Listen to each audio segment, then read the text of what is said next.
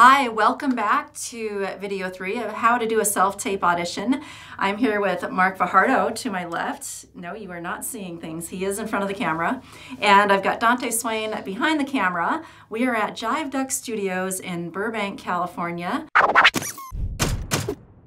And today we're going to be talking about setting up your shot. Now I know you must get all sorts of situations actors come in that they need to address within their scenes. Yeah, we have a whole bunch of different types of scenes that our clients want us to tape. And they range from like screaming and bloody horror, or like a simple driving scene, or even doing a lot of busyness like in a kitchen or whatnot. So yeah, we try to do our best to set up that scene. So I think to kind of give you an idea how you can address some of those challenges at home or even in the audition room, we're going to play a little game. And Marc is going to try to stump me up with a few situations. Yeah, I'm going to call out some different direction. I'm going to throw it at Melissa, and hopefully she could educate us in her knowledge of how to set up a decent scene. All right, here we are. Marc, give me what you got. Okay, I want you to set up a driving scene where you're talking to the passenger next to you. A driving scene. I can do that. All right, they can be tricky. One thing I think actors have a tendency to do is try to mime the steering wheel. You don't want that to be on camera. So, I'll get to that in a second. What I like to do is grab a chair and set it at an angle so that I'm going to be looking more over my right shoulder towards my reader, because that's where I would be looking if I were actually in the car.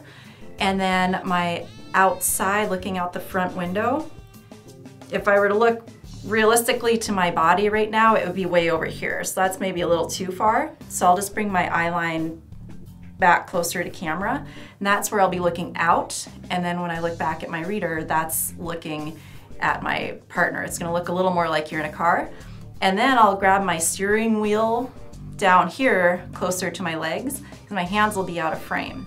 So Marc, if you could show how that would look in a medium shot, how we'd actually frame it up. Okay, so see, I've got my steering wheel in my hands, but you don't actually see it on camera. If I'm looking at my reader right now, that's talking to my scene partner, and if I'm looking over here, that's looking out the window. So we're out the front window, back to the scene partner, out the front window, back to the scene partner. And that's easy peasy. If you're the passenger in the car, you just switch your chair the other direction, so you're looking this direction. Can you set up a scene where you're laying down in bed and you're talking to your scene partner? Oh, one of those. Bedroom scene. So what I would do is I would use the chair once again. As there's usually a chair in the office, and of course you can have a chair in your studio. And I just turn it profile, and I lean against the back and use that kind of like it's a pillow on the bed.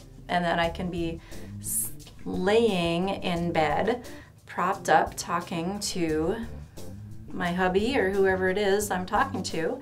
My eyeline is right next to camera because that's where my reader will be. And it's as easy as that. And then the framing, Marc, if you can zoom in and show them what that looks like.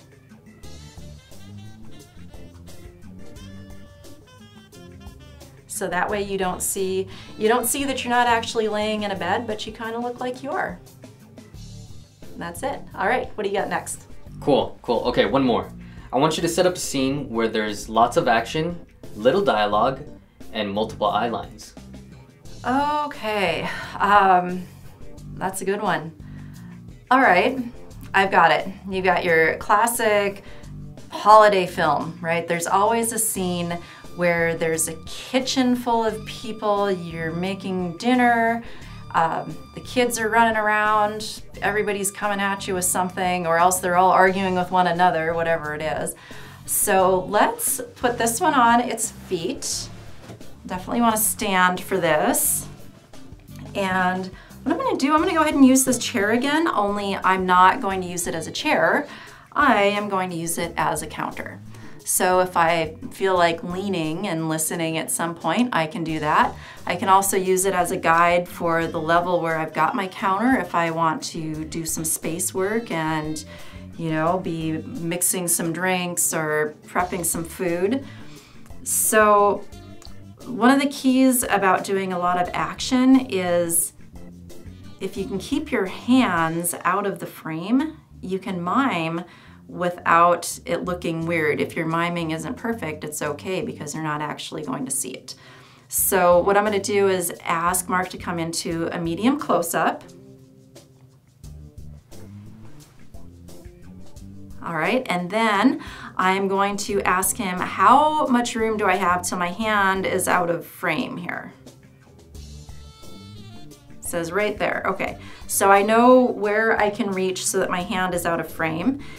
And what I'm gonna do is I'm gonna think of the things that I might be doing in the kitchen. So let's say I'm a mom. I tend to play moms. Let's just go with that. So I might be making some drinks. I might be getting something out of the oven, maybe washing some dishes. So let's play with that a little bit. Cupboards are a great way to add some levels to your action. So I might reach out of frame and get a glass out of the cupboard. Set that down on the counter, and then maybe I'm mixing a drink while I'm listening over here. Listen to the action happening there. And then I might set the drink up for a hubby right here who's standing right next to the camera. There he's got his drink. He takes it off. He's happy. That's all he uses me for, right? And then maybe I've got to get something out of the oven. Let's say the oven is behind me. And I'll pick it up. You say, never turn your back to the camera, Melissa. Well, there's an exception to every rule. For a split second, it's okay. Remember to close your oven. And then you've got your, you've got whatever action you want to play with. Maybe you're pouring some more drinks. Maybe for a second, you're really listening to the person over here that's really got some complaints. And then maybe you're watching the kids over here. One thing, if you're handing, for example, when I handed that drink to the husband, if I lean up to put it on, maybe it's a higher counter and I can set that there. I'm also leaning in and giving myself a close-up at the same time. So that's a little trick. Just think about the things that you might be doing in that situation and fill the space, but always listening and always connected to the people in the scene, and make sure you give them specific places. So you make sure husband's here, sister-in-law's there, maybe your mother-in-law is over here, the kids are playing over there, and you fill that space and keep it specific, and it will look fantastic. Thank you so much for sharing your knowledge, Melissa, and we hope that you guys got something out of it that would help in your audition process. Absolutely. And if you have any questions, be sure you ask them in the comments below. Like the video if you found it helpful, and make sure you come back for the final video, step 4, editing.